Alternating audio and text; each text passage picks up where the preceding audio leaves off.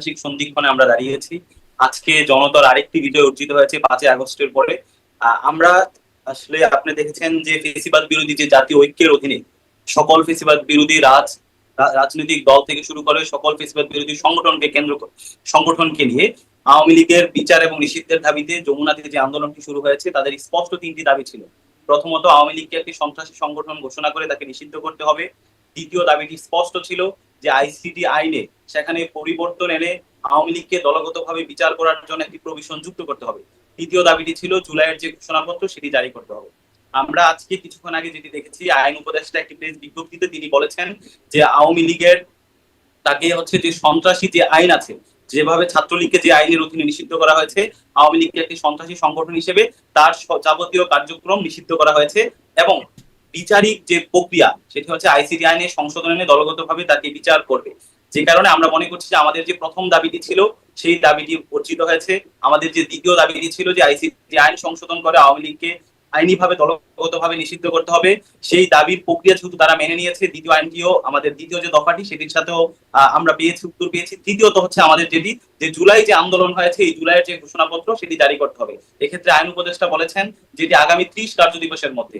কিন্তু আপনি জানেন যে ছাত্র জনতা বর্তমানে হোটেল ইন্টারকন্টিনেন্টালের সামনে যে আন্দোলনটি তারা করছে, তারা বলছে জুলাইয়ের যে ঘোষণাপত্র এটি আগেও বিভিন্ন তারিখ দেওয়া হয়েছে। যখন ছাত্ররা মার্চ ফর ইউনিটি করেছিল, আপনি জানেন 31শে ডিসেম্বর, সেদিন থেকে 15 কার্য দিবসের কথা বলা হয়েছিল এবং সরকার থেকে এসেছে তারা আগামী 1 মাসের মধ্যে কিংবা অল্প সময়ের মধ্যে তারা জুলাইয়ের ঘোষণাপত্র জারি করবে, সেটি দেখেনি। সেখানে এক ধরনের বিলম্বিত আমরা দেখেছি, সরকারের থেকে তেমন কোনো গুরুত্বপূর্ণ উদ্যোগ আমরা দেখিনি। যে কারণে আমরা বলছি জুলাইয়ের যে ঘোষণাপত্র এটি প্রণয়নের জন্য 30 কার্য দিবসের প্রয়োজন। এটি যত দ্রুত সম্ভব এই ঘোষণাপত্র আদায় করি ছাত্র জনতা মাঠ থেকে নামবে। আমাদের দুটি দাবি আদায় হয়েছে, আরেকটি দাবি আদায় না হওয়া পর্যন্ত ছাত্র জনতা মাঠ ছাড়বে না বলেই আমি বিশ্বাস করি। জি, 30 কার্য দিবসের মধ্যে আপনারা সেটি না, আপনারা আরো দ্রুত চাচ্ছেন। কিন্তু আমরা তো শুনেছি যে এই জুলাই চার্টার হবে জাতীয় ঐক্যমতের ভিত্তিতে, একটা ঐক্যমত প্রতিষ্ঠিত হবে, তার ভিত্তিতেই হবে জুলাই চার্টার। তো 30 কার্য দিবসের মধ্যে মানে 30 কার্য দিবসের মধ্যেও কি ঐক্যমত প্রতিষ্ঠিত হয়ে যাবে বলে আপনার মানে এটি মনে হচ্ছে? আর তার আগে কি আসলে সম্ভব সেই ঐক্যমত প্রতিষ্ঠার কাজটা? সম্ভব বলতে আপনার মার্চ ফর ইউনিটি যখন হয়েছিল গত 30শে ডিসেম্বর 2024 সালে, তখন থেকেই সরকার বলেছে সকল রাজনৈতিক দলগুলো নিয়ে তারা বারবার বসবে এবং বসার মাধ্যমেই তারা একটা ঐক্যমত্যে আসবে। আমরা মনে করি যে তারা রাজনৈতিক দলগুলোর সাথে একবার বসেছিল, আপনারাও জানেন যে একবার বসেছিল তারা, সেখানেও সব দল একমত হয়েছে। যেই জায়গাটিতে তারা একমত হতে পারেনি যে এই যে জুলাইয়ের যে ঘোষণাপত্র এটির আসলে লিগাল প্রসিডিউর কি হবে, এটির আইনি প্রয়োগ কি হবে, এই ব্যাপারটিতে একমত হয়নি। তাই আমরা মনে করছি যে এই আইনি ব্যাপারটিতে একমত কিভাবে হবে, এই প্রসিডিউরের জন্য আসলে 30 কার্য দিবসের প্রয়োজন নেই, এটিকে আরো দ্রুত বাস্তবায়ন করতে। জি, ধন্যবাদ মিরাজ। আমি আপনার কাছে আবার আসবো। জনাব মাসুদ কামাল, আওয়ামী লীগের সকল কার্যক্রম নিষিদ্ধ হয়েই গেল, কেমন হলো এই বিষয়টি? সেটি তো একটু আপনার কাছ থেকে শুনতেই চাইবো। হয়তো পরবর্তীতে এর ইম্প্যাক্ট কি বা ফলাফল কেমন হবে এগুলো নিয়ে পরবর্তীতে কথা বলবো, কিন্তু আপনার সাথে সার্বিক একটু মূল্যায়ন আগে জানি যে কেমন হলো বিষয়টি। এটা যেটা হলো, এটা আমি ব্যক্তিগতভাবে এটা আমি পছন্দ করি নাই। আমি পছন্দ করি নাই এই কারণে যে আমি মনে করি আওয়ামী লীগের যে কৃতকর্ম তার শাস্তি হতেই পারে এবং তার শাস্তি হওয়া উচিত আমি মনে করি। কিন্তু যে প্রক্রিয়ায় কাজটা করা হলো, এখানে আমার কাছে মনে হলো এটা একটা পাতানো খেলা ছিল। পাতানো খেলা মানে সরকার সিদ্ধান্ত নিয়েছিল তারা এই কাজটা করবে এবং এই এনসিপি তো এখানে দলীয় ভাবে ছিল কিনা আমি জানি না, আমি হাসনাত আব্দুল্লাহর কার্য মানে প্রভাবটাই দেখেছি। তারা নাহিদ ইসলামও দাবি জানিয়েছেন, এই বিষয়ে বলেছেন, মানে সেই হিসাবে তো ছিলই। ঠিক আছে, উনি একদিন ছিলেন, আজকে তো ওনার কোনো অবস্থান দেখিনি আমি, এবং সবকিছুই দেখলাম যে হাসনাত আব্দুল্লাহ করছে। এবং আমার কাছে মনে হয়েছে যে এদেরকে বলা হয়েছিল তোমরা এরকম একটা দাবি করো, তাহলে আমাদের পক্ষে কাজটা করা সহজ হয়, এবং ওনারা এই কাজটা করেছেন। এবং এখানে বিএনপির কি অবস্থান আমি জানি না, আমি বিএনপির কাছ থেকে এখন পর্যন্ত কোন রকম যে এটাকে তারা সমর্থন করেছে অথবা তারাও দাবি করেছে এরকমটা আমি শুনিনি।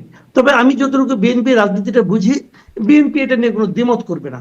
বিএনপি আসলে এটাই চাচ্ছিল, বিএনপি পলিটিক্স তো এটাই, বিএনপি এটাই চাচ্ছিল যে তোমরা করো, আমরা কোনো দায় নেব না। এই ছিল বিএনপির প্ল্যানটা আর কি। কারণ এই যে কাজটা করে বিএনপি তো সামনে নির্বাচন নিয়ে চিন্তা করতেছে, বিএনপির হিসাব নিকাশ অনুযায়ী এটা করলে পরে বিএনপির লাভ হবে এবং বিএনপি সেই রাজনীতিটাই করছে। তারা শেষ মুহূর্ত পর্যন্ত দেখেছি আমি, মির্জা ফখরুল ইসলাম আলমগীর বলেছে যে কোনো দলকে নিষিদ্ধ করার দায়িত্ব আমাদের না, তারা এটা দাবিও করে নাই, তারা এটা করেও নাই, সরকার করেছে। কিন্তু এনসিপির দাবির প্রেক্ষিতে এবং এনসিপির সঙ্গে কতগুলি ইসলামপন্থী দল, তাদের দাবির প্রেক্ষিতে এটা সরকার এই সিদ্ধান্তটা নিয়েছে। এবং আমি মনে করি এই সরকার, এই অন্তর্বর্তীকালীন সরকার, পরবর্তী সময় তো অন্তর্বর্তীকালীন সরকারের অনেক সিদ্ধান্ত নিয়ে মূল্যায়ন হবে। কিন্তু কারণ সবসময় মনে রাখতে হবে আজকের দিনটাই কিন্তু শেষ দিন না। কিন্তু আনফরচুনেটলি যারা ক্ষমতায় থাকে তারা মনে করে আজকের দিনটাই শেষ দিন, এরপরে আরো অনেক দিন আসে। এবং সেই দিনগুলিতে এই অন্তর্বর্তীকালীন সরকারের প্রত্যেকটা কর্মকাণ্ড নিয়ে কিন্তু চুলচেরা বিশ্লেষণ হবে, দেশে হবে, দেশের বাইরে হবে। তারা তাদের আনডেমোক্রেটিক যে কটা কাজ এই সরকার করেছে বলে বলা হবে পরবর্তীতে, তার মধ্যে শীর্ষস্থানে থাকবে এই কাজটা। এটা যদি তারা নির্বাহী আদেশের মাধ্যমে না করে একটা সিস্টেমেটিক ওয়েতে করতো, আমার কোনো আপত্তি ছিল না। তারা এই কাজটা করার জন্য হাসিনা সরকারের না, ঠিক আওয়ামী লীগ সরকারের একদম শুরুর দিকে একটা কালো আইনকে তারা তাদেরকে পুঁজি করতে হয়েছে। আমরা একটা আইনকে কালো আইন বলি কেন? আমরা একটা আইনকে কালো আইন বলি কেন?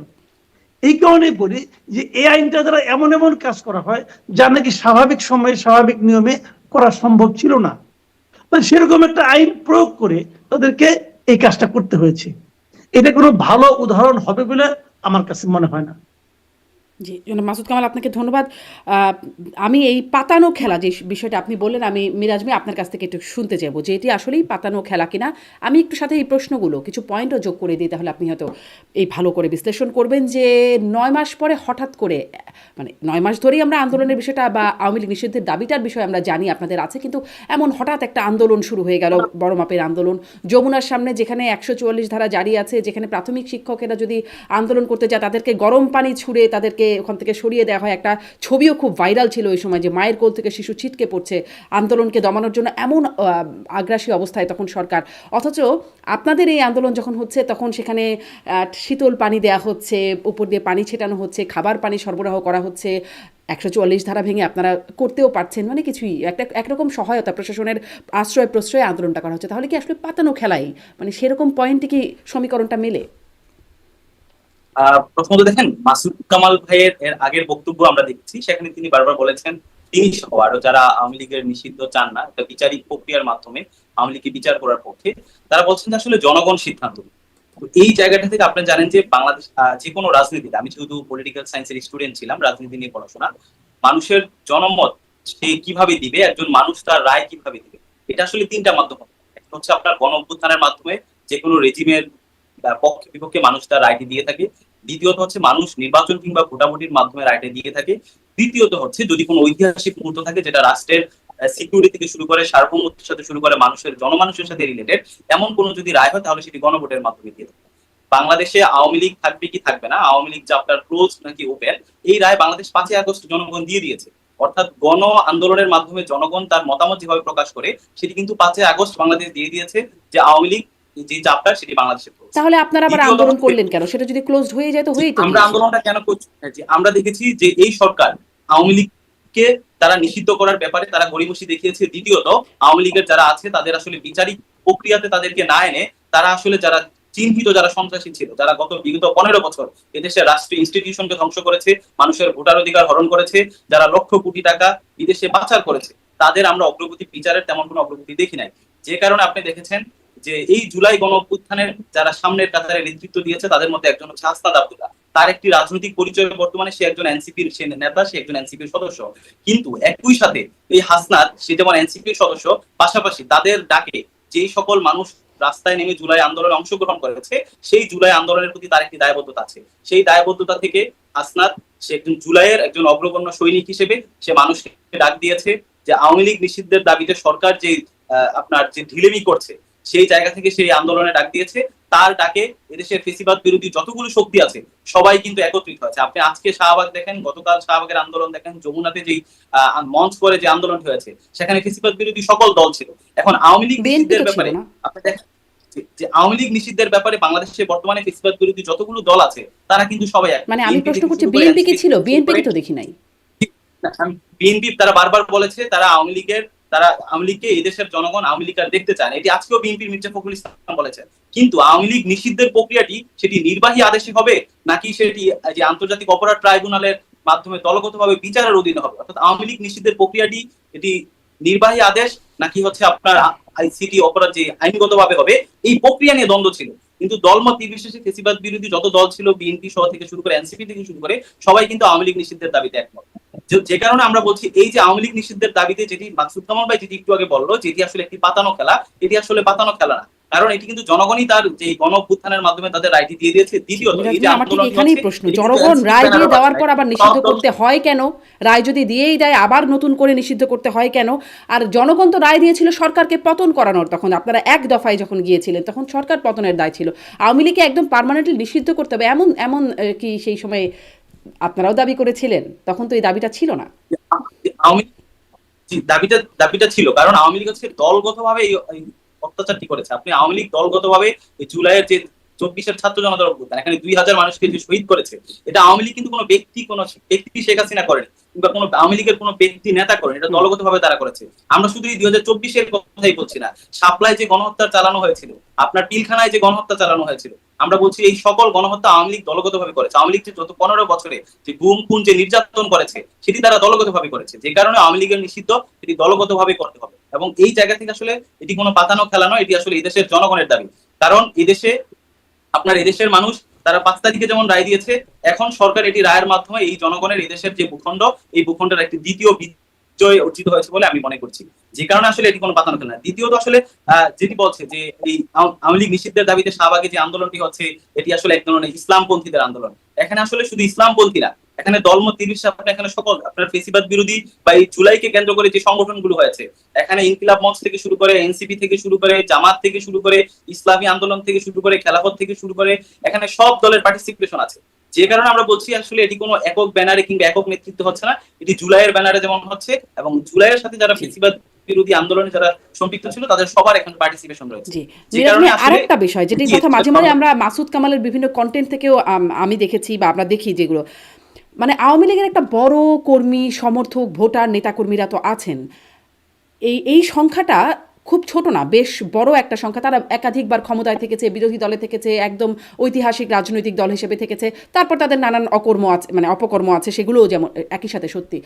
এই মানুষগুলোর প্রতি একটা অবিচার হচ্ছে না আওয়ামী লীগ নিষিদ্ধ করাটা? মানে এখনো যে জরিপ আমরা দেখছি সেখানেও মানে এনসিপির চেয়ে আওয়ামী লীগ এগিয়ে ভোটের জরিপে। না দেখেন, ভোটের জরিপে হচ্ছে এখানে প্রথম যে বিষয়টি হচ্ছে আওয়ামী লীগ নিষিদ্ধ করা মানে এটি নয় যে আওয়ামী লীগের বাংলাদেশের 40,000 ওয়ার্ডে যে আওয়ামী লীগ নেতাকর্মী আছে, সমর্থক গোষ্ঠী আছে, তাদেরকে নিষিদ্ধ করা।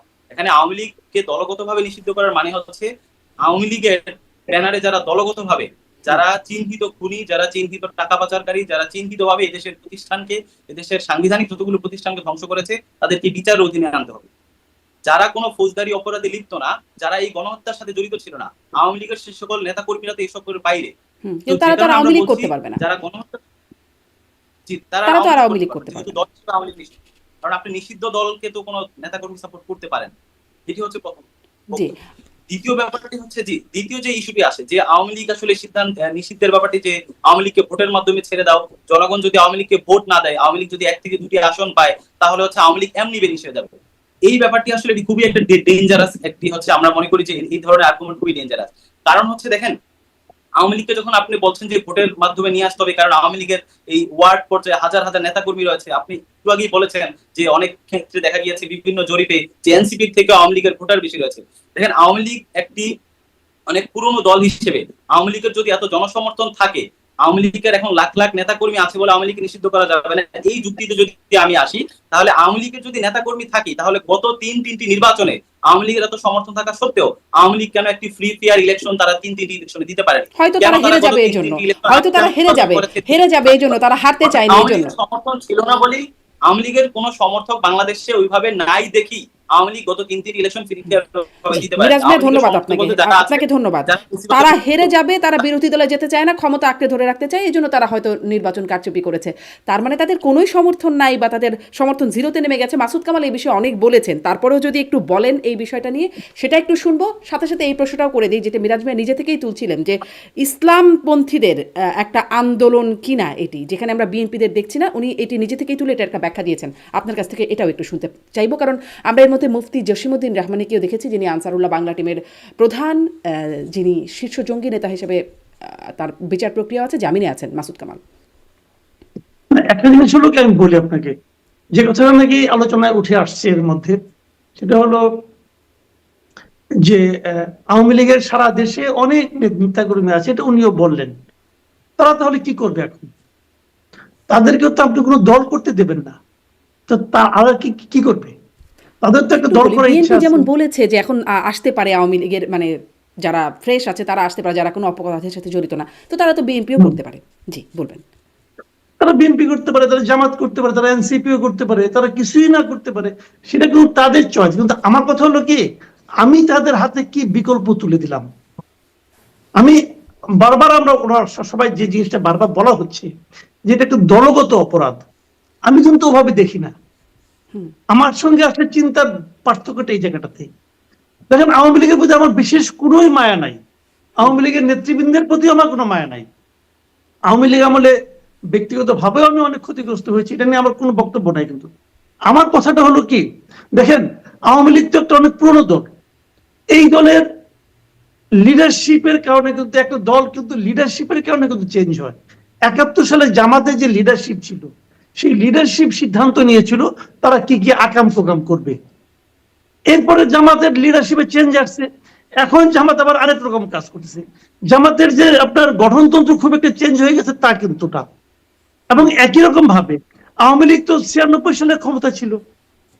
96 সালে তো আমরা আওয়ামী লীগের এই ভয়ঙ্কর দানবীয় রূপ দেখি নাই। আওয়ামী লীগ তো বাংলাদেশে একমাত্র পলিটিক্যাল পার্টি যারা নাকি সুস্থ স্বাভাবিক প্রক্রিয়ায় 2001 সালে ক্ষমতা হস্তান্তর করছিল। বাংলাদেশে আর কোনো পলিটিক্যাল পার্টি ইতিহাস নাই, আর কোনো সরকারের ইতিহাস নাই ঠান্ডা মাথায় ক্ষমতা হস্তান্তর করে। একবার আওয়ামী লীগ করছিল, আওয়ামী লীগ পরের বার বিরোধিতা করে নাই। তো আওয়ামী লীগ চেঞ্জ হয়েছে। 71-এর আওয়ামী লীগ, 96-এর আওয়ামী লীগ, 2014-এর আওয়ামী লীগ এক না, 2024-এর আওয়ামী লীগও একটা। কেন না? এক না হলো নেতৃত্বের কারণে এক না। আপনি দেখেন তো ওদের গঠনতন্ত্র কি খুব চেঞ্জ হয়েছে? 2024 এবং 1996 এই দুই সময় গঠনতন্ত্র দেখেন তো খুব কি চেঞ্জ হয়েছে? চেঞ্জ হয় না। কিন্তু নেতৃত্বে চেঞ্জ আসছে আওয়ামী লীগের হাতে। আওয়ামী লীগের এই গত 15 বছরে আওয়ামী লীগের কত নেতাকর্মী মারা গেছে, নির্যাতিত হয়েছে, তার হিসাব কেউ করছে? করে নাই। কিন্তু প্রচুর হয়েছে। এই যে নির্যাতিত আওয়ামী লীগার, মাঠ পর্যায়ে হোক অথবা তৃণমূল পর্যায়ে হোক, তার জন্য আপনি কি রাখলেন? তাকে আপনি বলে দিলেন যে তোমার দলটাই, তোমার যে গঠনতন্ত্রের উপর ভিত্তি করে তুমি দল করছো, এইটাই নিশ্চয়, এটাই খারাপ। কথাটা কি সত্য? শেখ হাসিনার কারণে আপনি আওয়ামী লীগকে নিষিদ্ধ করতে পারেন না। আপনি প্রত্যেকটা লোক, যত লোক আওয়ামী লীগের সঙ্গে থেকে আওয়ামী লীগের নাম ব্যবহার করে, সরকারের নাম ব্যবহার করে অপরাধ করেছে, অন্যায় করেছে, প্রত্যেকটা লোককে আপনি বিচারের আওতায় আনেন, আমার কোনো আপত্তি নাই। সেক্ষেত্রে এই 300 এমপি, 350 এমপি, 3 দফায় ধর 900 এমপি ধরলাম আমি, আওয়ামী লীগের সেন্ট্রাল কমিটির সমস্ত নেতা, আওয়ামী লীগের জেলা কমিটির সমস্ত নেতা, আওয়ামী লীগের উপজেলা কমিটির সমস্ত নেতা, আপনি সবগুলিকে আনেন। সবগুলি আনলে 10,000 হবে না, ধরলাম 1 লাখ হলো, 1 লাখ হোক, 1 লাখ লোক খারাপ। আপনি 1 লাখ খারাপ লোকের জন্য 1 কোটি লোকের একটা সংগঠনকে শেষ করে দিবেন? এইটা হলো, এটা যে শোনেন, আমি একটা কথা বলি আপনাকে, ফ্যাসিবাদ, স্বৈরাচার, পার্থক্যটা কি? এটা তো না বোঝার কোনো বিষয় না। স্বৈরাচার একজন ব্যক্তি যা ইচ্ছা তা করে, ফ্যাসিবাদ কি করে? বিভিন্ন রকম কালা কানুন, আইন, কালো আইন দিয়ে তারা তাদের কাজটা করে নেয়। এই যে কালো আইনের মাধ্যমে যে নিষিদ্ধ করা, এটা এক ধরনের ফ্যাসিবাদী আচরণ। আমরা এক ফ্যাসিবাদকে সরিয়েছি।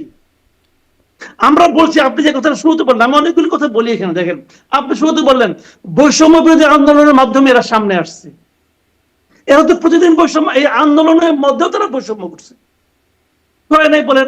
তাদের জন্য পানি আসে, ওয়াসা পানি দেয়, তাদেরকে ঠান্ডা রাখার জন্য সিটি কর্পোরেশন পানি ছিটায় ঠান্ডা করার জন্য, আর শিক্ষকদেরকে বিতাড়িত করার জন্য গরম পানি ছোটায়, জল কামান ইউজ করে। তো এই বৈষম্য, এগুলো বৈষম্য না। যখন হাসনাত আব্দুল্লাহ বললো আমরা 1 ঘন্টার আলটিমেটাম দিলাম, তখনই তো বোঝা হয়ে গেছে এই যে পাতানো নির্বাচন, মানে পাতানো আন্দোলনের শেষ পর্যায়ে আমরা চলে আসছি। কিন্তু এখান থেকে একটা আমি বার্তা জীবনে কি কখনো গেল? শুনি নাই মাসুদ কামাল একটু 1 বার্তাটাও, ঘন্টায় আলটিমেটাম দেয়।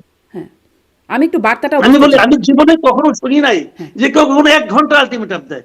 1 ঘন্টা আলটিমেটাম তখনই দেয় যখন তারা জানে যে আসলে 1 ঘন্টার মধ্যে কিছু একটা হবে। কিন্তু বোঝাই যাচ্ছে এতে কোনো সমস্যা নাই, কিন্তু আমি সমস্যা বলছি না। এটা তারা করছে, করতে পারে, ক্ষমতা আছে, হয়ে গেছে, যুক্তি আছে, সবই আছে, তারা যুক্তি আছে, কুযুক্তি আছে, সব আছে, আমার কোনো আপত্তি নাই। আমার কথাটা হলো আপনারা যে কাজটাই করেন সেই কাজটা একটা ভালো আইনের মাধ্যমে করতেন, কালো আইনের মাধ্যমে কেন করতে গেলেন?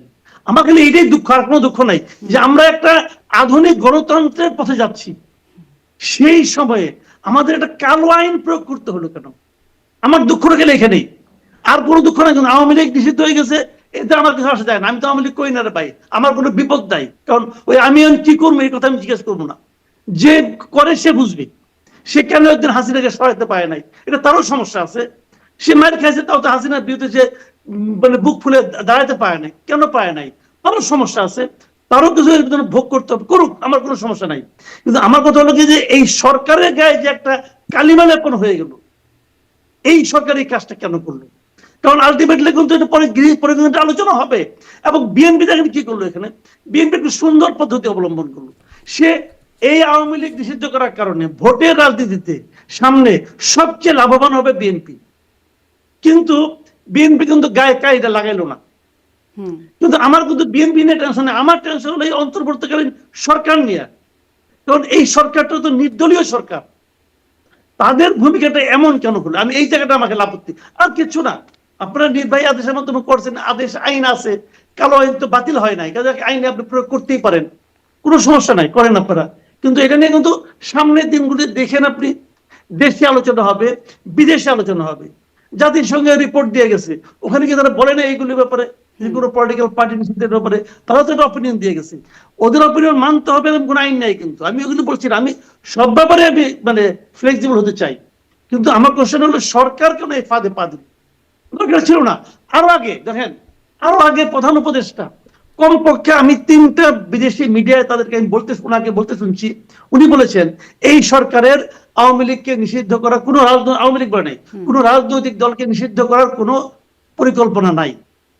ডক্টর ইউনূসের মুখ দিয়ে 3বার উচ্চারিত হয়েছে, কমপক্ষে, বেশি হতে পারে, আমি 3বার শুনছি, হয়েছে তো। এখন যদি তাকে জিজ্ঞাসা করে, ওই সাংবাদিক যদি জিজ্ঞাসা করে যে আপনি এই কাজটা কেন করলেন, আপনি তো বলছিলেন আগে, তখন উনি বলবে কি স্টুডেন্টদের উপর দায় চাপাবে, বলবে যে ওরা সবাই চাইছে গণদাবির প্রশ্ন, তাহলে আমি ওই তর্কের খাতিরে প্রশ্ন, ধরেন আমি একটা কুতর্কই করতেছি, ধরা যাক।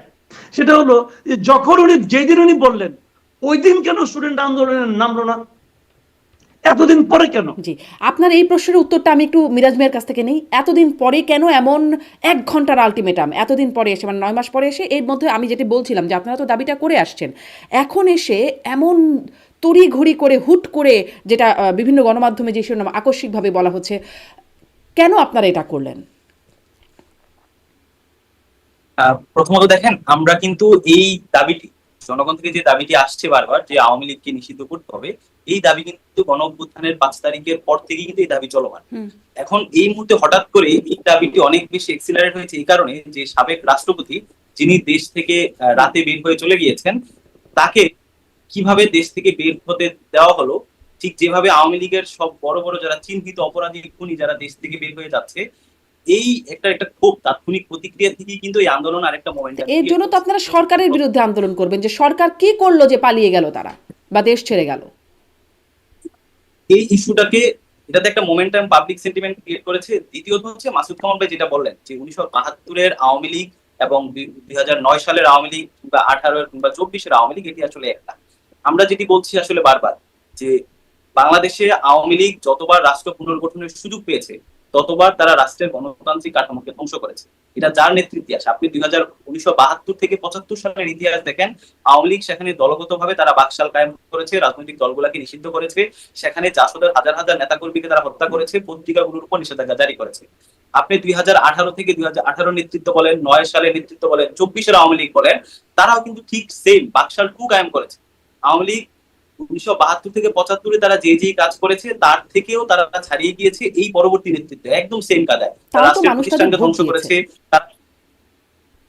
মানুষ গত 3টি ইলেকশন তো মানুষ ভোটই দিতে পারে, তাই নাই, তার আগে একদলীয় নির্বাচন হয়েছে, হুম। আমি নির্বাচন হয়েছে, যে কারণে আমরা বলছি আওয়ামী লীগ যখনই রাষ্ট্র গঠনের সুযোগ পেয়েছে তারা এই দেশের রাষ্ট্রীয় প্রতিষ্ঠানকে যেমন ধ্বংস করেছে, মানুষের ভোটাধিকার হরণ করেছে, ঠিক একইভাবে আমরা বলছি যে আওয়ামী লীগ আসলে। দ্বিতীয়ত আসলে মাসুদ কামাল ভাই যেটি বললেন যে এই যে আওয়ামী লীগের হাজার হাজার সমর্থক আছে, যে তাদের আপনি কি করবেন, এখন আমরা যেটা বলছি, যে কারণে আমরা বারবার বলছি আওয়ামী লীগকে দলগতভাবে, যে কারণে দলগত যখন আপনি বলেন তখনই কিন্তু এই সমর্থকদের কথাটা আসে। আপনি যদি আসলে জাতিসংঘের ফ্যাক্ট ফাইন্ডিং মিশনের যে একটি রিপোর্ট তারা দিয়েছে, সেখানেও বলেছে আওয়ামী লীগ 24-এ যে গণহত্যা চালিয়েছে তারা দলগতভাবে করেছে। দ্বিতীয়ত হচ্ছে আওয়ামী লীগ যখন 2018 সালে, 2014 সালে কিংবা 2024 সালে যখন ভোট চুরি করেছে, আওয়ামী লীগের কোন সদস্য, তাদের কোন নেতা কর্মী, ধরেন আপনার একদম একদম প্রান্তিক লেভেলের আওয়ামী লীগের কোন সমর্থক সে বলে নাই যে 2014 সালে আওয়ামী লীগ দিনের ভোট রাতে করেছে, আমি এই ভোট আমি আসলে বর্জন করি। 2018 সালে আওয়ামী লীগ যখন আমি দামি ইলেকশন করে, 24 সালেও যখন ইলেকশন করে এভাবে একদলীয়, তখন কিন্তু আওয়ামী লীগের কোন নেতাকর্মী বলে নাই আওয়ামী লীগের এই নির্বাচন আসলে কি কোনো শুদ্ধ প্রক্রিয়া হচ্ছে, আমি এই নির্বাচন মানি না। তারা দল হিসেবে আওয়ামী লীগ যেটা করেছে, তাদের নেতাকর্মী, তাদের সমর্থক সবাই সেটা মেনে নিয়েছে। আওয়ামী লীগ যখন সাপ্লাই গণহত্যা চালিয়েছে, তখন আওয়ামী লীগের কোন নেতাকর্মী বলেনি যে আওয়ামী লীগ এভাবে গণহত্যা চালাতে পারে, অর্থাৎ দল গণহত্যা চালিয়েছে, সকল নেতাকর্মী সেটাতে সমর্থন দিয়েছে। আওয়ামী লীগ 24-এ ছাত্র জনতার আন্দোলনে যেভাবে গণহত্যা চালিয়েছে, তাদের সকল সমর্থকও সেটাতে বলেছে, তারাও কিন্তু সেটাকে সমর্থন দিয়েছে। এবং আপনি যদি এখনো দেখেন দলগতভাবে মাসুদ কামাল ভাই যেটা বলেন যে একটি শুদ্ধ আইনে, একটি আন্তর্জাতিক স্ট্যান্ডার্ড মেনে আওয়ামী লীগের বিচার হওয়া উচিত, এটি কিন্তু আমাদের থেকে এই দাবিটি আছে। আমরা শুরু থেকেই বলে আসছি যে আন্তর্জাতিক যে ট্রাইব্যুনাল আইনে সেখানে দলগতভাবে বিচার করার প্রভিশন যুক্ত করে, আন্তর্জাতিক স্ট্যান্ডার্ড রক্ষা করে সেখানে বিচার করতে হবে। যে কারণে আপনি আমাদের একদম দলগতভাবে আমরা এটি প্রথম থেকেই বলে আসছি।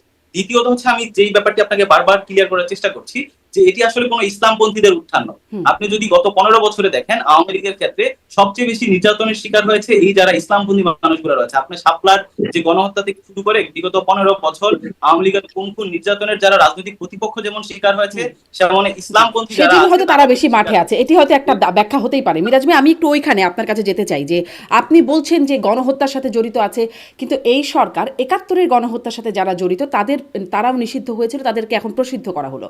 আর 24-এর গণহত্যার সাথে যারা জড়িত তাদেরকে নিষিদ্ধ করা মানে দ্বিচারিতা হয়ে গেল কিনা? আবার একটু যদি প্রশ্ন। মানে আমি বলছিলাম যে এই অন্তর্বর্তী সরকার 71-এর গণহত্যার সাথে যারা জড়িত সহযোগী শক্তি তারা নিষিদ্ধ দল হিসেবে ছিল, তাদেরকে এই সরকার এসে সেই নিষিদ্ধর আদেশটা উঠিয়ে দিয়ে প্রসিদ্ধ করে দিল বরং। আর মানে 24-এর অপকর্ম, 24-এর গণহত্যা তার জন্য যেই দলটি তাদেরকে নিষিদ্ধ করলো, একটা দ্বিচারিতা হয়ে গেল কিনা? মিরাজ মিয়ার, আপনি কি আমার কথা শুনতে পেয়েছেন? না, নিষিদ্ধর একটু আমার এখানে নেট সমস্যা হচ্ছে, এখন শুনতে পাচ্ছি। দেখেন আওয়ামী লীগ নিষিদ্ধর ব্যাপারে আপনি দেখেন বারবার এখানে অনেকগুলো প্রসঙ্গ এসেছে। ডক্টর ইউনূস স্যার বলেছে আওয়ামী লীগ নিষিদ্ধের প্রশ্নে এই সরকার আসলে সিদ্ধান্ত নিবে কিনা এটি জনগণ সিদ্ধান্ত নিবে, বিএনপি থেকে বলা হচ্ছে জনগণ সিদ্ধান্ত নিবে। কিন্তু এই 2024 সালে যারা গণ আন্দোলন করেছে এবং বিগত 15 বছর যারা আওয়ামী লীগের নির্যাতনের শিকার হয়েছে, তাদের থেকে কিন্তু এটি একটি দাবি ছিল। যে কারণে আমরা বলছি যে এই যে উপদেষ্টা যারা হয়েছে গণ অভ্যুত্থানের ম্যান্ডেট নিয়ে, তারা কিন্তু সবাই আর গণ অভ্যুত্থানের পক্ষে আর নাই। আমরা দেখতে পাচ্ছি উপদেষ্টাদের মধ্যেও তারা আসলে যে যে কাজ করার কথা ছিল সেই কাজগুলো তারা সঠিকভাবে করেনি। আজকে 9 মাস তাদের পার হতে চলেছে, আওয়ামী লীগের বিচারিক প্রক্রিয়ার কোনো উন্নতি তারা করেনি। তারপরে হচ্ছে যারা টাকা পাচার করেছে, গুম খুনের সাথে জড়িত ছিল, তাদেরও কোনো বিচারিক প্রক্রিয়া আমরা দেখি। রাষ্ট্রযন্ত্রের যে সংস্কারের কথা বারবার বলা হচ্ছে, যে মৌলিক সংস্কার, সেই সংস্কারেরও তারা খুব বেশি অগ্রগতি দৃশ্যমান তারা পদক্ষেপ দেখাতে পারেনি। যে কারণে আসলে জনগণ থেকে এখন একটি অনেক বেশি প্রেসার তৈরি হয়েছে। দৃশ্যমান পদক্ষেপ দেখাতে না পারার দায়িত্ব আপনাদের দলের প্রধানেরও। তিনি থেকে কিছুই তো করতে পারেন নাই। তিনি যখন মানে তথ্য উপদেষ্টা ছিলেন, নাহিদ ইসলাম সরকারের গুরুত্বপূর্ণ উপদেষ্টা ছিলেন, তিনিও তো কিছু করতে পারলেন না। তারপর তো তিনি রাস্তায় নেমে আসলেন, রাজপথে নেমে আসলেন। তো পারেন তো আসলে কেউই না। আমাদের দলের সে আসলে পুরো সরকারের সে কিন্তু একটি অংশ ছিল।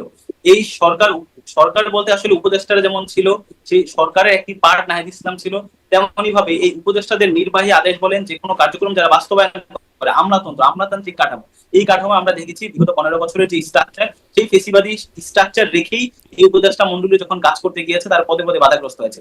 যে কারণে আমরা বলছি এই সংস্কারটা শুধু আওয়ামী লীগের সংস্কার বিচার বলি বা সংস্কার বলি, এটা রাষ্ট্রের প্রত্যেকটা জায়গায় এই সংস্কারটা আসতে হবে। রাষ্ট্রের ইনস্টিটিউশন থেকে শুরু করে, আমলাতন্ত্র থেকে শুরু করে, রাষ্ট্রের সংবিধান থেকে শুরু করে প্রত্যেকটা জায়গায় যাতে একটা বেসিক সংস্কার নিয়ে আসতে পারে। কিন্তু দুঃখজনক হলেও দেখা যাচ্ছে এই সরকার আসলে দৃশ্যমান তেমন বেশি সংস্কার তারা করতে পারেনি। যে কারণে আমরা এখন জোরালো ভাবে বলছি যে এই সরকার সে যাওয়ার আগে, যেহেতু সে বলেছে নির্বাচনের ব্যাপারটি কিন্তু এস্টাবলিশ, যে গত আগামী ডিসেম্বর থেকে জুনের মধ্যে তারা নির্বাচন দিয়ে যাবে, এই দিয়ে যাওয়ার আগেই তারা যেন মৌলিক সংস্কারটি অন্তত ন্যূনতম সংস্কার করে যেতে পারে, সেজন্য একটি প্রেসার গ্রুপ হিসেবে আমরা যেমন আগেও ছিলাম এখনো আমরা কাজ করতে চাচ্ছি। মানে প্রেশার গ্রুপ বেশি সফল সরকারে থাকার চাইতে, সেটা একটা বার্তা আসছে কিনা। যাই হোক, আমি আসি আপনার কাছে, কিন্তু ওই প্রশ্নটা রয়ে গেল যে সরকারের মধ্যে একটা দ্বিচারিতা কিনা, জামাত গণহত্যার দায় তার ৭১-এর সেখান থেকে বরং বেরিয়ে আসলো, আর আওয়ামী লীগকে গণহত্যার দায়ে তাকে নিষিদ্ধ করা হলো। আসি মিরাজ ভাই আপনার কাছে, আমি আরেকটু আসি আমার এর সাথে আরেকটু প্রশ্নের একটা লেজ জুড়ে দেবো। আমি একটু মাসুদ কামালকে একটু শুনে নিই একটা বিষয়, যে মাসুদ কামাল, তাহলে কি একটা বার্তা এখানে আসলো কিনা যে মানে বিএনপিও দীর্ঘদিন ধরে নির্বাচনের দাবি করছে, দাবিটা আদায় করতে হলে যমুনা ঘেরাও করতে হবে বা ব্লকেট করতে হবে, এবং ব্লকেট করলেই দাবি আদায় হবে? এটা তো একটা উদাহরণ সরকারি সৃষ্টি করে দিল, সরকারি বলে দিল যে এইভাবে তোমরা করো, এইভাবে করা যায়। আজকে দেখলাম ডিএমপি আবার নোটিশ দিয়েছে যমুনার সামনে আবার করা যাবে না। তো এই নোটিশটা আগেও ছিল, নতুন করে এই নোটিশ দেওয়ার দরকারটা কি, এটা তো বুঝলাম না। এই নোটিশটা আগেও ছিল, নোটিশ তো কখনোই প্রত্যাহার করা হয় নাই, এখন আবার নতুন করে আজকে নোটিশ দিল। এগুলো হলো কি জানেন, মিনিমাম সেন্স যাদের আছে, মিনিমাম স্মৃতি শক্তি যাদের আছে, তাদের কাছে এই পুরো বিষয়গুলো হলো এক ধরনের মানে কি বলবো ফানি ড্রামা আর কি, হাস্যকর ঘটনা এটা একটা হচ্ছে। এত নাটকের তো কোনো দরকার ছিল না।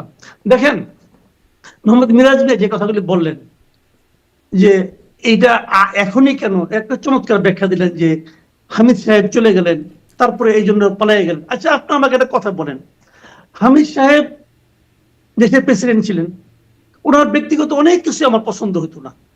আমি ব্যক্তিগতভাবে ওনাকে একজন, সত্যি কথা বলতে কি, মানে অরুচিকর লোক মনে করি পার্সোনালি। উনি বিভিন্ন জায়গায় যে সমস্ত মানে স্ল্যাং জোকস বলতেন, কৌতুক করতেন, ভাই রাষ্ট্রপতি পদটাতে না এত হাস্যকর কাজকর্ম করা ঠিক না। আমি ওনাকে পার্সোনালি পছন্দ করতাম না, এটা হলো আমার অপিনিয়ন। বাট উনি তো আমার রাষ্ট্রপতি ছিলেন তো, যেভাবে হোক ছিলেন তো। আচ্ছা, থাকার পর উনি রিটায়ারমেন্টে গেছেন, তারপর রাষ্ট্রপতিরা, আমাদের দেশে সাবেক রাষ্ট্রপতিরা সবসময় পুলিশি প্রহরা পায়। সরকারকে জিজ্ঞাসা করেন তো, উনি যে বুধবার রাতে বেলা গেলেন, বুধবার রাত পর্যন্ত এয়ারপোর্ট পর্যন্ত ওনার সঙ্গে পুলিশি প্রহরা ছিল কিনা? ছিল তো, উনি তো পুলিশি প্রহরাই ছিলেন। উনি পুলিশি প্রহরাতে ছিলেন, ওনার বিরুদ্ধে একটা মামলা হয়েছে কিশোরগঞ্জে। তো এই সময় উনি কি পালিয়েছিলেন না? ওনাকে পুলিশ জিজ্ঞাসাবাদ করতে পারতো, ধরতে পারতো, অ্যারেস্ট করতে পারতো, এমনকি সরকার ওনার বিরুদ্ধে দেশ থেকে উপর নিষেধাজ্ঞা আরোপ করতে পারতো কিনা? পারতো, করছে? করে নাই তো। উনি তো স্বাভাবিক প্রক্রিয়ায় গিয়েছেন। কোথায় গিয়েছেন? ব্যাংকক গিয়েছেন, থাইল্যান্ডে গিয়েছেন, বলা হচ্ছে চিকিৎসার জন্য গিয়েছেন। মানুষ পালায় থাইল্যান্ডে যায় না, মানুষ পালায় গেলে পরে হয় আমেরিকা যায়, নাহলে কানাডা যায়, নাহলে ইউরোপীয় কোনো কান্ট্রিতে যায়, সাধারণত এটাই হয়। তো উনি গিয়েছেন, উনি পালিয়ে গেছেন, এই কথাটা বলা হচ্ছে কেন? কি প্রমাণ আছে পালিয়ে যাওয়ার? উনি তো গোপনে যান নাই, প্রকাশ্যে গিয়েছেন। এবং এই যে কথাটা বলা হচ্ছে, এইটাকে আপনি ইস্যু যদি করতে পারেন, আমার তাও কোনো আপত্তি নাই।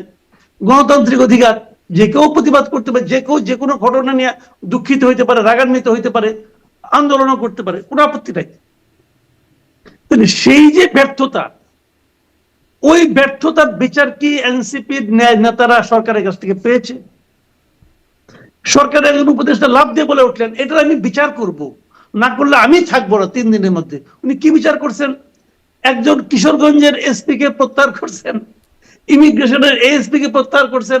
ভাই, যাদের আমরা তো ভাই এতদিন ধরে রিপোর্টিং করছি, সাংবাদিকতা করছি, আমরা জানি যে কোনো ঢাকা শহরে যে কোনো একজন রিপোর্টারকে ডেকে জিজ্ঞাসা করেন, একজন জুনিয়র ক্রাইম রিপোর্টারকে ডেকে জিজ্ঞাসা করেন, ইমিগ্রেশনে যে এসআইতে বসে থাকে, তার বাপেরও ক্ষমতা আছে, এই ধরনের একটা লোক যাওয়ার সময় উপরে ফোন করবে না? উপরে ফোনে হয়েছে, উপরে থেকে ক্লিয়ারেন্স দেওয়া হয়েছে যে তোমরা ছেড়ে দাও, সমস্যা নাই কোনো। উনি চলে গেছেন। এখন যদি ওকে জিজ্ঞাসা করেন যে তোমাকে কে ফোন করেছিল, ও তাও বলবে না। বলবে না এই কারণে ও তো এখন প্রত্যাহার করা হয়েছে, বললে ওর চাকরি থাকবে না। ভাই, এই হলো গিয়ে আমাদের দেশের প্রশাসন, আমাদের দেশের দায়িত্ববান ব্যক্তিদের চারিত্রিক বৈশিষ্ট্য। সেটা নিয়ে যদি আপনি আন্দোলন করেন, খুবই হ্যাপি। আমি এনসিপির এই লিডারদের প্রতি খুবই হ্যাপি যে আপনারা একটা ভালো পয়েন্ট ধরছেন। কেন গেল? তাহলে দায়ী কে? দায়ী লোকের শাস্তি পাইছেন? পাননি তো। ওইটার দায়ী লোকের শাস্তি, ওইটার জন্য আন্দোলন শুরু করলেন, ওইটার শাস্তি পাইলেন না। আপনি সরকার কইছে তুমি এটা বাদ দাও, তোমাকে আমি বড়টা দিচ্ছি, আমি লীগ নিষিদ্ধ করে দিলাম, হয়ে গেল। এখন এই সবই নাটক। কেউ কেউ বলে, আমি জানি না সত্য মিথ্যা, কেউ কেউ বলে এই সবকিছু ঘটানো হচ্ছে দুটো কারণে, জাস্ট দুটো কারণে। আমি বলি কারণ দুটো। এক নাম্বার কারণ হলো, যেটা আমি প্রমাণ করতে পারবো না, এক নাম্বার কারণ হলো অনেকে বলে যে চট্টগ্রামে কক্সবাজারে যে মানবিক করিডোর দেওয়ার নামে যা হচ্ছে, সেখানে ইউএনের গাড়ি টাড়ি যাওয়ার ব্যাপারে যা কিছু হচ্ছে, কিছু একটা হচ্ছে, সেই দিক থেকে নজর সরিয়ে রাখার জন্য এখানে একটা কেওয়াস সৃষ্টি করা।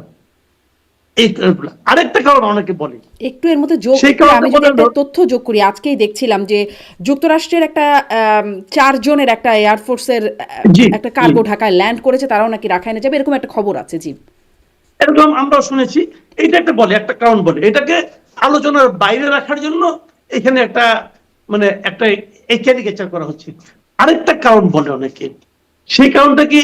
সেই কারণটা হলো, আপনি লক্ষ্য করবেন তার ঠিক 2 দিন আগে 8 তারিখে দেশে কে এসেছে?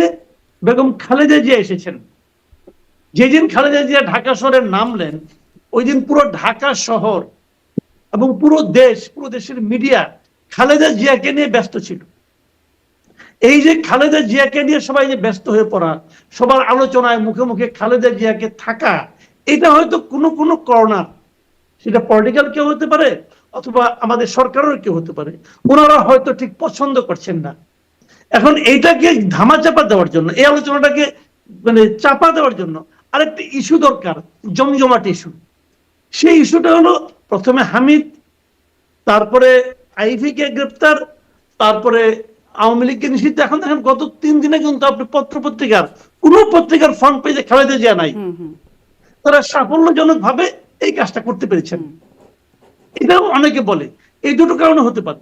এখন কি হয়েছে আমি কিন্তু সঠিক জানি না, বাট এই যে কথাগুলি বলে যখন লোকে, এগুলি যখন শুনি, শোনার সঙ্গে সঙ্গে একটু মিলিয়ে নেওয়ার চেষ্টা করি, এবং মাঝে মাঝে মিলে যায়।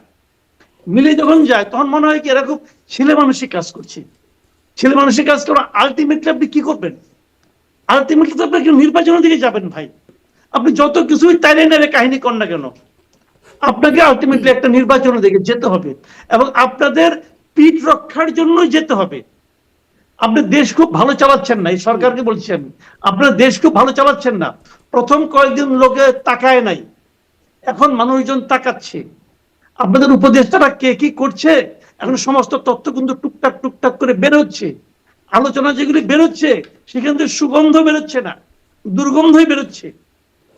সেই আলোচনার থেকে আপনারা কিভাবে নিজেদের পিঠ বাঁচাবেন, ধামাচাপা দেওয়ার চেষ্টার কথা বলছেন। আপনার কথাগুলো শুরুতেও বলছিলেন পাতানো খেলা, ধামাচাপা দেওয়ার চেষ্টা। আমি মিরাজ মিয়া, আগের প্রশ্নটা তো রয়ে গেছে, কিন্তু তার আগে আমি একটু এটা শুনতে চাই যে মানে আপনিও আসলেই বলছিলেন যে আব্দুল হামিদ চলে গেলেন কি করে, এই ক্ষোভ থেকে এই একটা আন্দোলন, একটা উত্তেজনা তৈরি হলো। কিন্তু সত্যিই তো আব্দুল হামিদ যদি চলে যাওয়া না যাওয়ার থেকে থাকে, না যাওয়াটাই উচিত ছিল, তার দেশ ছাড়তে পারা উচিত হয় না, এরকম যদি হয়ে থাকে, দেশ ছাড়তে দিল কারা? সরকার দিল। কারণ সরকারের ব্যবস্থাপনার মধ্যে রাষ্ট্রীয় প্রোটোকলে তিনি বেরিয়ে গেলেন, যেটি মাসুদ কামাল বলছিলেন। তাহলে ব্যর্থতাটা সরকারের। ওবায়দুল কাদের কি করে গেলেন? সরকারের মানে কারো না কারো সহায়তা ছাড়া কারোর বিরুদ্ধে ব্যবস্থা হলো না। সেনাবাহিনীতে সেনানিবাসে যে 626 জন ছিল, তারা কিভাবে গেলেন? সরকারে আছেন আপনাদের নিয়োগকৃত লোকজন, কিন্তু তারা বা আপনাদেরই সহকর্মীরা, আন্দোলনের সহকর্মী তারা, আপনারা ব্যাখ্যা পেলেন না। এখন এসে উদরপিণ্ডি বুদর ঘাটে চাপানোর একটা ব্যবস্থা এটি। মানে সরকার যে ব্যাখ্যা দিচ্ছে না, কেন দিচ্ছে না, সেই ব্যাখ্যা তো আপনারা আদায় করতে পারছেন না। দেখেন মাসুদ কামাল ভাই যে ব্যাপারটা প্রথম থেকে বলেছেন, যে এই সরকার একদম শুরু থেকেই যে সেনাদের অধীনে যে 600 জন ছিল তাদেরকে কোনো বিচারিক ব্যবস্থা নিয়ে আসেনি, গত 9 মাস হয়ে গিয়েছে এই সরকারের যারা খুনের সাথে জড়িত, এই গণহত্যার সাথে জড়িত, তাদেরও কোনো দৃশ্যমান গ্রেফতার বা বিচারিক ইয়াতে নেই। যাদেরকে গ্রেফতার করা হচ্ছে, জামিন দিয়ে বের করে দেওয়া হচ্ছে। এই যে তারপরে হচ্ছে নতুন করে করিডোর ইস্যু আসলো, সরকার জনগণের সাথে আলোচনা না করে কিংবা রাজনৈতিক দলগুলোর সাথে আলোচনা না করে এই যে করিডোরের মতো একটা সিদ্ধান্তের দিকে যাচ্ছিল, এই যে সরকারের যেই পদে পদে যে ব্যর্থতাগুলো হচ্ছে, এই ব্যর্থতার পরিপ্রেক্ষিতে গণ অভ্যুত্থান পরবর্তী বাংলাদেশে কিন্তু সরকারের কাছ থেকে এই ধরনের ব্যর্থতা কিংবা এই ধরনের কার্যক্রম, যে করিডোর দিয়ে দেওয়া, বিচারিক কার্যক্রম অগ্রগতি না দেখানো, জামিন দিয়ে দেওয়া, এগুলোর প্রতি যে কালেকটিভ যে মানুষের ক্ষোভ এক জায়গায় এসেছে, যখন আব্দুল হামিদ দেশ ত্যাগ করেছে, তখন এই সরকারের প্রতি যে কালেকটিভ ক্ষোভটা সেটা আসলে বিস্ফোরিত হয়েছে।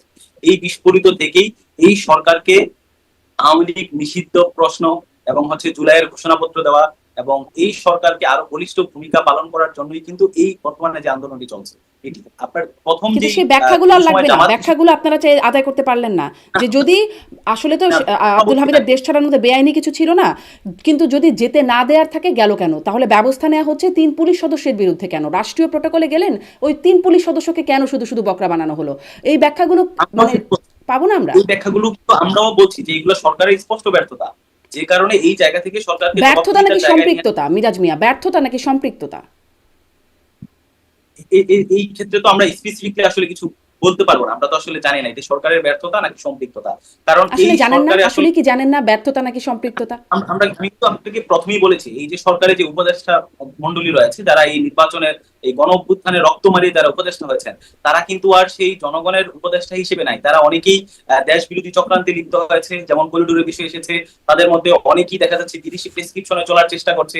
আমরা বলছি যে গণ অভ্যুত্থান পরবর্তী যে সরকার হওয়ার কথা ছিল, এই সরকারের মধ্যে সেটি আমরা দেখতে পাইনি, যে কারণে জনগণের মধ্যে একটি কালেকটিভ ক্ষোভ তৈরি হয়েছে এবং তারা সরকারের এই প্রশ্নগুলো তারা জারি রাখছে। দ্বিতীয়ত হচ্ছে আমরা দলগতভাবে আমরাও এনসিপি থেকে বারবার বলেছি যে এই সরকার করিডোরের মতো যে ইস্যুটি, সেটি আসলে রাজনৈতিক দলের সাথে আলোচনা করা ছাড়া সেই করিডোর ব্যাপারে সিদ্ধান্ত নিতে পারে না। আপনি যদি আমাদের সংবিধান সংস্কার কমিশনের প্রস্তাবনা দেখেন, সেখানেও আমরা বলেছি যদি কোনো বৃহৎ, যেটা আসলে জনগণের এবং রাষ্ট্রের সার্বভৌমত্বের সাথে রিলেটেড, এই ধরনের কোনো বৈদেশিক চুক্তি যদি রাষ্ট্রকে করতে হয় বা সরকারকে করতে হয়, তাহলে তাকে পার্লামেন্টে এটি উঠাতে হবে এবং সেখানে পাশ হওয়ার পরেই সরকার বৈদেশিক চুক্তি করতে পারবে।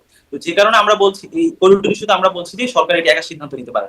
দ্বিতীয়ত হচ্ছে জামাতের যে ইস্যুটি এসেছে, আপনি যদি আমাদের দলের আহ্বায়ক নাহিদ ইসলামের বক্তব্যের দিকে তাকান, আমরা কিন্তু শুরুতেই বলেছি জামাত 1971 সালে তাদের এক ধরনের ভূমিকা ছিল, সেই ভূমিকার ইস্যুতে তাদেরকে বর্তমানে সেটিকে আসলে তাদেরকে স্পষ্ট করতে হবে, 71 প্রশ্নে তাদেরকে স্পষ্ট করতে হবে এবং তারা সেটা ভুল স্বীকার তাদেরকে করতে হবে যে 71 তাদের একটি ভুল ছিল। তো এই জায়গা থেকে আমরা কিন্তু স্পষ্ট। তো আপনি তখন দ্বিচারিতার যে প্রশ্নটি এসেছিল, এই জায়গা থেকে আমরা শুরু থেকেই বলে আসছি যে জামাতকে 71 নিয়ে তাদেরকে স্পষ্ট করতে হবে। যে কারণে আমরা বলছি যে এই যে সরকারের যে ব্যর্থতা, একের পর এক যে ব্যর্থতা, তো সেখানে আমরা বলছি যে এই সরকারের বিরুদ্ধে জনগণের যে কালেকটিভ ক্ষোভ, সেটা আসলে বিস্ফোরিত হয়ে উঠেছে। এই উঠা থেকেই আসলে এই দাবিগুলো এসেছে যে আওয়ামী লীগকে নিষিদ্ধকরণ, দলগতভাবে বিচার করা, সরকারের বিরুদ্ধে এত ব্যর্থতার কথা আপনারা বলছেন, তবু এই সরকারকেই কেন চান? কেন একটা নির্বাচন দিয়ে সরকারের বদল হবে না? এই সরকার তো আপনি বলছেন ব্যর্থতা দিচ্ছে, যে এই সরকার জনমত বিরোধী কাজ করছে। আমি এখানে এনসিপি প্রতিনিধিত্ব করছি। জাতীয় নাগরিক পার্টি কিন্তু কখনো বলে নাই যে এই নির্বাচনকে পিছাতে হবে। সরকার কিন্তু একদম এটি স্পেসিফিকলি আরো প্রায় 3 থেকে 4 মাস আগে তারা স্পেসিফিক করে বলে দিয়েছে যে ডিসেম্বর থেকে জুনের মধ্যে নির্বাচন হবে। আমরা কিন্তু এটি কখনো বিরোধিতা করিনি, আমরা বলছি যে নির্বাচন এর মধ্যেই হবে, কিন্তু এই নির্বাচন হওয়ার আগে সরকারকে কিছু বেসিক রাষ্ট্রের যে সংস্কার, প্রাতিষ্ঠানিক সংস্কার থেকে শুরু করে সাংবিধানিক যে সংস্কার, এই সংস্কারগুলো তাকে করে তারপরে এর মধ্যে নির্বাচনটা করতে। তো এই সরকার তো পারছে না, ব্যর্থতার কথা আপনারা বলছেন, তাহলে যারা পারবে তাদেরকে কেন বেছে নেওয়ার সুযোগ দিচ্ছেন না, বলছেন না কেন? মানে বিএনপি যেমনটা বলছে এখনই নির্বাচন হোক, দ্রুত নির্বাচন হোক, তারা ক্ষমতায় যাবে, বা যারা জনগণ ভোট দেবে তারা ক্ষমতায় যাবে, সেটি কেন হচ্ছে না? সেই জায়গা থেকে আপনি দেখেন যে জাতীয় ঐক্যমত যে কমিশন গঠিত হয়েছে, সেই কমিশনে তারা এই যে যতগুলো সংস্কার প্রস্তাব এসেছে, আপনার এই যতগুলো সংস্কার কমিশন গঠিত হয়েছে, নারী সংস্কার থেকে শুরু করে আপনার দুদক সংস্কার, সংবিধান সংস্কার, তারপরে লোকাল গভর্নমেন্ট সংস্কার, এই সবগুলো সংস্কারের মধ্যে যেগুলো একদম বেসিক সংস্কার, সেগুলো কিন্তু তারা একটি চার্টে একত্রিত করে যে টিক চিহ্ন আকারে সবগুলো রাজনৈতিক দলের কাছে পাঠিয়েছে এবং সবগুলো রাজনৈতিক দল কিন্তু সেটি আবার তাদের যে মতামত সেটি জানিয়ে ঐক্যমত কমিশনকে দিয়েছে এবং ঐক্যমত কমিশন কয়েক দফা দফা করে রাজনৈতিক দলগুলোর সাথে কিন্তু বসছে। বসার পরে তারা আসলে সিদ্ধান্ত একত্রিত করছে বলে আমাদেরকে জানিয়েছে যে কোন কোন ইস্যুগুলোতে সব রাজনৈতিক দলগুলো একত্রিত হয়েছে, কোন ইস্যুতে আংশিক একমত হয়েছে, কোন ইস্যুগুলোতে রাজনীতি দ্বিমত পোষণ করেছে। তো যেই জায়গাগুলোতে সব রাজনৈতিক দল একমত হয়েছে কিংবা আংশিক একমত হয়েছে, ওই সংস্কারগুলো তো তারা করতে পারবে। যেমন আমরা কিন্তু বলছি যে এই সরকারটি শুধু তত্ত্বাবধায়ক সরকার না, এই সরকার ব্যর্থ হচ্ছে এ বলে আসলে সে কিন্তু একটি নির্বাচন দিয়ে চলে যেতে পারে না। একটি গণ অভ্যুত্থানের পরবর্তী একটি সরকার, এই সরকার ১/১১ সরকার না, আবার এটি তত্ত্বাবধায়ক সরকার না। আচ্ছা, মানে এই নির্বাচন দিয়ে সরকার চলে যেতে যত পারে না, ব্যর্থ বেসিক কিছু থাকলে ব্যর্থতা নিয়েই কন্টিনিউ করতে হবে। মিরাজ ভাই, আমি একটু আজকের আরেকটু প্রসঙ্গে যাই। আপনারা আব্দুল হামিদের দেশ ত্যাগ নিয়ে খুব ক্ষুব্ধ, খুব স্বাভাবিক একটা ব্যাপার, কিন্তু সাথে সাথে আমরা দেখলাম সেলিনা হায়াত আইভি, তাকে গ্রেপ্তার করা হলো, মানে একটা ছেলে ভুলানো চকলেটের মতো। যেহেতু আব্দুল হামিদ চলে গেলেন, তাহলে সেলিনা হায়াত আইভিকে আমরা গ্রেপ্তার করে ফেলি। মিরাজ ভাই, আপনি কি শুনছেন? আপনি অবশ্য ফ্রিজ মনে হয় শুনছেন। জি, সেলিনা হায়াত আইভির একজন পরিচ্ছন্ন রাজনীতিবিদ হিসেবে তার একটা পরিচিতি আছে। তাকে যেভাবে গ্রেপ্তার করা হলো, তিনি পুলিশের সামনে বললেন আমাকে ওয়ারেন্ট ছাড়া নিয়ে যাওয়া হচ্ছে, আমাকে ওয়ারেন্ট দেখাতে পারেন নাই, মানে তাকে যে গ্রেপ্তার করা হলো, এই বিষয়ে আপনাদের অবস্থান কি? কেন আছে কি কিছু অবস্থান? সেলিনা হায়াত আইবির যে গ্রেফতারটি, এটি আমরা পর্যবেক্ষণে রেখেছি। আমাদের যেহেতু এখন বর্তমানে একটি আন্দোলন চলছে, আমরা এটি একটি দলগতভাবে আমাদের যে প্রেস রিলিজ সেটি আমরা জানাবো। তবে আমরা যেটি বলতে চাই যে সেলিনা হায়াত আইবি, তিনি যেহেতু আওয়ামী লীগের ছিলেন এবং তার স্পষ্ট একটি ভিডিও আছে যে জুলাই গণ অভ্যুত্থানে যারা আন্দোলনে অংশগ্রহণ করছে নারায়ণগঞ্জ, সেখানে তিনি শামীম ওসমান সহ এবং তিনি আসলে পুলিশকেও তারা থ্রেট দিচ্ছেন যে যারা আন্দোলন করছে তাদেরকে লাঠিপিটা করতে হবে, এরকম হুমকিও দিয়েছে, যেটি ভিডিওতে স্পষ্ট। যে কারণে আমরা আসলে সেলিনা হায়াত আইবির ব্যাপারটি আমাদের পর্যবেক্ষণে আছে এবং আমাদের দলগত সিদ্ধান্ত আমরা প্রেস ব্রিফিংয়ের মাধ্যমে কিংবা প্রেস রিলিজের মাধ্যমে আমরা এটি জানিয়ে দিই। কিন্তু আমরা চাই আওয়ামী লীগের যে বিচার সেটি দলগতভাবে। জি, ধন্যবাদ মিরাজ ভাই। আমি জনাব মাসুদ কামাল, আপনি শুরু থেকে যেটি বলছিলেন, যেটি একটা ধামা চাপা দেওয়ার চেষ্টা, পাতানো খেলা, সেটি থেকে তাহলে সরকার সফল হলো? সরকার সফল হলো কিনা জানি না, সরকার আপাতত মনে করছে তারা সফল হলো। তারা এরকম মনে করবে, এরকম একটা আত্মতৃপ্তি তারা লাভ করবে, আজকে তাদের সবার মোটামুটি ভালো ঘুম হবে, কোনো সন্দেহ নাই। কিন্তু ঘুম তো সময় ভাঙবে না, আবার আগামী দিন আসবে, তারপরে আরেক দিন আসবে, বিভিন্ন জনের সঙ্গে কথা হবে। আমি জানি না ওরা কি জবাব দিবেন যখন ওনাদের প্রশ্ন করা হবে এই কাজটা আপনারা করতে গেলেন কেন। দেখেন, সবাই বলে, কিন্তু সবার একটা করে থাকে, নিজেদের মতো করে অজুহাত থাকে। শেখ হাসিনা অনেক কিছু বলতো, অনেক কিছু করতো, কইনে বলতো কি জনগণ আমাকে চায়, এবং জনগণ জনকে চায়, উনি সেটা প্রমাণও করে দিত। ওই কি দেখেন, এখানে সরকারি দল যা আছে সব আমাদের, যারা প্রতিদ্বন্দ্বী দল তারাও আমাদের, যারা বিদ্রোহী হিসেবে পাশ করছে তারাও আমাদের। এর চেয়ে অকাট্য প্রমাণ আর কি লাগে? কিন্তু সেই প্রমাণ যে কতটা হাস্যকর, সেই প্রমাণ যে আদৌ দেশের জনগণের সাধারণ মানুষের মনের কথা নয়, সেটা কিন্তু 5ই আগস্ট এদেশের মানুষ বুঝিয়ে দিয়েছে। তো 5ই আগস্ট তো ওই 2008 সালের নির্বাচনের পরের দিনই আসে নাই, কিন্তু আসতে একটু সময় লাগছে, এক এক রকম সময় লাগে। তো আবার সময় আসবে, আবার কেউ না কেউ বুঝবে, কিন্তু আলটিমেট রেজাল্টটা কি হয়? আলটিমেট রেজাল্ট হয় দেশটা পিছিয়ে যায়। দেখেন কতগুলি কথা, আমি মিরাজ ভাই একটা কথা বলি, চট করে বলে দিলেন, কিন্তু আওয়ামী লীগ যতবার এসেছে ততবার আওয়ামী লীগ একটা করে আকাম প্রকাম করছে, বললেন ভালো কথা। আচ্ছা, 96 আসার পর 96 থেকে 2001 এই সময়টাকে আপনি কিভাবে ব্যাখ্যা করবেন? এই সময় তো আওয়ামী লীগই ছিল, জনগণের ভোটে আওয়ামী লীগ আসছে। 2001-এ জনগণ তারপর বিএনপি কে ভোট দিছে, আওয়ামী লীগ শান্তিপূর্ণভাবে ক্ষমতা হস্তান্তর করছে। তো এখানে স্বৈরাচারী আচরণ কোনটা? এখানে ফ্যাসিবাদী আচরণ কোনটা? আমি এইটাই বলতে চেয়েছি যে আওয়ামী লীগ নামটাই কে যদি বলেন যে এই নামটাই খারাপ, তাহলে তো আওয়ামী লীগ স্বাধীনতা যুদ্ধের সময় তো আওয়ামী লীগ তো স্বাধীনতা যুদ্ধ করছে ভাই, দেশের যুদ্ধের নেতৃত্ব দিয়েছে আওয়ামী লীগ, ভুলে গেলেন? কিন্তু ভুললাম না, আওয়ামী লীগ 72-এ কি বলছে, 72-এ কি করছে এটা বলেন। কিন্তু এই আওয়ামী লীগ তো 71-এও কিছু করছে ভাই, এই আওয়ামী লীগ তো 70-এও কিছু করছে, ওইগুলো বিচার করতে হবে। তো এত আমার সুবিধা মতো আমি গ্রহণ করব, আমার সুবিধা মতো উদাহরণগুলি দিব, আর সুবিধার বাইরের গুলি দিব না, এটা কিন্তু বৈষম্য হয়ে যায়। আপনাদের কাছ থেকে, আপনারা মানুষ, আপনাদের ভুল ভ্রান্তি আছে, আপনাদের অনেক সীমাবদ্ধতা আছে, আমাদের অনেক সীমাবদ্ধতা সবারই আছে, কিন্তু আপনাদের কাছ থেকে আমরা অন্তত পক্ষে বৈষম্যমূলক আচরণটা আশা করি না। কারণ আপনারা তো বৈষম্য বিরোধী আন্দোলন করেতে এসেছেন, এই একটা পয়েন্টে আপনারা খুব সতর্ক থাকবেন, এটা আপনাদের কাছে আমাদের প্রার্থনা। জি, আমি এখন আরেকটা কথা যেটা বললাম, জি, বলেন। আমি আর কি শেষ প্রশ্ন আমি আপনার কাছে একটা শেষ প্রশ্ন আপনার কাছে যেটা বলেন। করব, কিন্তু সেই প্রশ্নটা হচ্ছে যে তাহলে এখন আওয়ামী লীগ কি কিছু করবে? মানে তারাও তো একটা বড় দল, তাদের বড় বড় শক্তি পলাতক আছে, তাদের টাকা পয়সা আছে, তাদের কিছু লোকবলও আছে। মানে তারা এখন কিছু করবে কিনা, তাদের কোনো পরিকল্পনা ষড়যন্ত্র কিছু থাকবে কিনা, সেই প্রসঙ্গে মাসুদ কামাল আপনার কাছে জানবো। তবে একটা শুধু একটু মিরাজ ভাই আপনার কাছ থেকে এটা জানতে চাই যে এই শাহবাগে আন্দোলনের সময় মাইকে শোনা যাচ্ছে, যেটি সামাজিক যোগাযোগ মাধ্যমেও বেশ আলোচিত হয়ে গেছে ইতিমধ্যেই, যে বলা হচ্ছে গোলাম আজমের বাংলায় আওয়ামী লীগের ঠাঁই নাই, সাইদির বাংলায় আওয়ামী লীগের ঠাঁই নাই, নিজামীর বাংলায় আওয়ামী লীগের ঠাঁই নাই। এটি এই প্রসঙ্গে কি বলবেন? এই প্রসঙ্গটি দেখেন, আমরা যেটি দেখেছি যে এই যে ফেসিবাদ বিরোধী যে ঐক্য, যেই আপনার হচ্ছে এক মিনিট, যে ফেসিবাদ বিরোধী জাতীয় ঐক্যের ব্যানারে হচ্ছে আওয়ামী লীগ নিষিদ্ধ এবং বিচারের দাবিতে যে আন্দোলনটি যমুনাতে শুরু হয়েছে, সেখানে কিন্তু অনেক দলের পার্টিসিপেশন আছে। এখানে জামাতের যেমন পার্টিসিপেশন ছিল, এনসিপি থেকে শুরু করে অন্যান্য যত রাজনৈতিক দল আছে, ফেসিবাদ বিরোধী যতগুলো শক্তি আছে, সবারই এখানে পার্টিসিপেশন ছিল। তো এখন এই এত সংগঠনের, এত দলের পার্টিসিপেশনের পরে যদি একটা স্পেসিফিক কোনো দল তাদের দলীয় স্লোগান দেয় বা তাদের দলীয় পতাকা উড়ায়, সেক্ষেত্রে কিন্তু আসলে গোটা আন্দোলনকে কিন্তু আসলে ভেরিফাই করে দেন। আমরা বলছি যে দলগতভাবে যে বিচারের প্রক্রিয়া যেটি চলছে, এক্ষেত্রে জামাত তাদের ৭১ যেমন একটা ভূমিকা ছিল, সেই ভূমিকার জন্য তাদেরকে যেমন দায় স্বীকার করতে হবে এবং ৭১ ব্যাপারে তাদেরকে স্পষ্ট করতে হবে, এটির ব্যাপারে কিন্তু আমরা এখন একমত। দ্বিতীয়ত হচ্ছে মাসুদ কামাল ভাই যেটি যে দুটি উল্লেখ করেছেন, যে একটি হচ্ছে খালেদা জিয়ার ইস্যুকে ঢাকা কিংবা হচ্ছে করিডোরকে ধামাচাপা দেওয়া, এটি আসলে কোনো সাউন্ড আর্গুমেন্ট বলে আমি মনে করি না। কারণ হচ্ছে দেখেন, খালেদা জিয়া যখন তিনি বাংলাদেশে আসেন, তখন কিন্তু তাকে আপোষের নেত্রী হিসেবে দলমত নির্বিশেষে কিন্তু সবাই এটি মেনে নিয়েছে এবং এই ইস্যুটিকে আপনি আসলে ধামাচাপা দিতে পারেন। দ্বিতীয় হচ্ছে করিডোরের যে ইস্যুটি, করিডোর ইস্যু কিন্তু আমরা এখনো প্রশ্ন করে যাচ্ছি যে সরকার কিন্তু একাই সিদ্ধান্ত নিতে পারে না। তো করিডোরের ইস্যু বলেন, খালেদা জিয়ার ইস্যু বলেন, এগুলো আসলে খুব বেশি যৌক্তিক আর্গুমেন্ট বলে আমি মনে করছি না। আপনারা দ্বিতীয়ত প্রশ্ন হচ্ছে করে জামাতের যাচ্ছেন, যে কিন্তু ইস্যুটি সেই প্রশ্ন এসেছে, যে আমরা শক্ত আবারও কোথায়? বলছি ৭১ ইস্যু আমি জিজ্ঞাসা করছিলাম যে আপনারা মানবিক করিডোর ইস্যুতে প্রশ্ন করে যাচ্ছেন, কিন্তু সেই প্রশ্নটা তো এভাবে করছেন না যেভাবে আওয়ামী লীগ নিষিদ্ধের জন্য করছেন। মানে সেই প্রশ্নের গুরুত্ব, মাহাত্ম্য বা ওয়েট কত?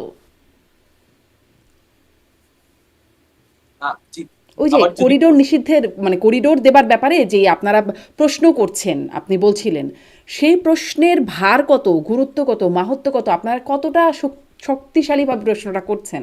সরকার কি সেটাকে আমলে নিচ্ছে, নেওয়াতে পারছেন?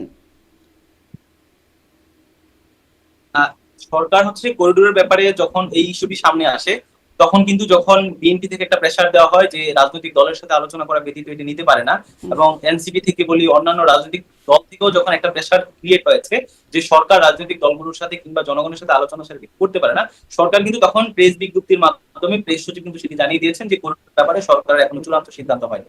তো যে কারণে আমরা মনে করছি যে এই যে একটা সরকার থাকবে, তারা যে সিদ্ধান্তগুলো নিবে সেটা যদি জনগণের পক্ষে যায় জনগণ স্বাক্ষর জানাবে, যদি বিপক্ষে যায় জনগণ থেকে শুরু করে রাজনৈতিক সব দল সরকারের সেই কার্যক্রমকে তারা প্রশ্নবিদ্ধ করবে এবং সেটি থেকে সরে আসার জন্য সরকারকে আহ্বান জানাবো। এই কাজটি বর্তমানে হচ্ছে। যে কারণে আসলে আওয়ামী লীগ নিষিদ্ধের দাবি উঠিয়ে করিডোর ইস্যু ধামাচাপা, এই ধরনের ঘটনা বাংলাদেশে এখনো ঘটেনি। এবং আওয়ামী লীগ ইস্যুর পাশাপাশি করিডোর ইস্যু এবং দেশের সার্বভৌমত্বের ইস্যুতে আপনি দেখেন যে এই দেশের জনগণ জুলাই গণঅভ্যুত্থানের পরবর্তীতে যে বিষয়টি নিয়ে সবচেয়ে বেশি কনসার্ন, সেটি হচ্ছে আপনার এই দেশকে দিল্লির গোলামি থেকে মুক্ত করা, দিল্লির দাসত্ব থেকে মুক্ত করা। এই জায়গায় আপনি দিল্লির দাসত্ব থেকে বের হয়ে পাকিস্তানের দাসত্বে চলে যাবেন কিংবা আমেরিকার ওয়াশিংটনের কিংবা মস্কোর দাসত্বে চলে যাবেন, কোন ধরনের বৈদেশিক আধিপত্য এই দেশে থাকবে না। এটি ছিল জুলাইয়ের একটা অঙ্গীকার। যে কারণে আমরা বলছি আসলে করিডোর ইস্যু এটি আসলে ধামাচাপা দেওয়ার মতো ইস্যু না। এই ইস্যুটিতে আমরা দলগতভাবে আমরা মিরাজ ভাই ধন্যবাদ। ধামাচাপা দেবার ইস্যু না, কিন্তু এই ইস্যুতে অগ্রগতি হয়ে যাচ্ছে। এই যে যুক্তরাষ্ট্রের ৪ জন এয়ারফোর্সের একটা বাহিনী, একটা টিম এসেছে, ঢাকায় ল্যান্ড করেছে, কার্গো নিয়ে আছে। কোথাও কোথাও বলা হচ্ছে অস্ত্রসহ এই কার্গোটা এসছে, সেটা রাখাইনে মিলিটারি অপারেশনের জন্য করা হচ্ছে, এরকম নিউজ আসছে।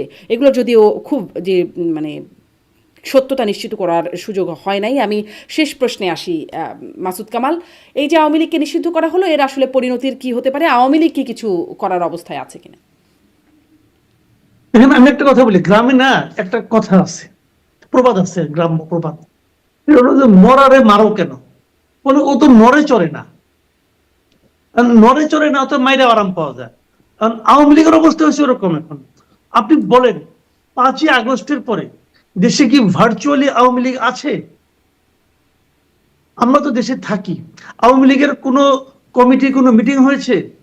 আওয়ামী লীগ সেন্ট্রাল কমিটি কোনো মিটিং করতে পেরেছে? কোনো জনসভা করতে পেরেছে? কোনো সমাবেশ করতে পেরেছে? চোরাগুপ্তা দুই একটা মিছিল হয়েছে। এছাড়া কি ভার্চুয়ালি আওয়ামী লীগ আছে? নেই তো।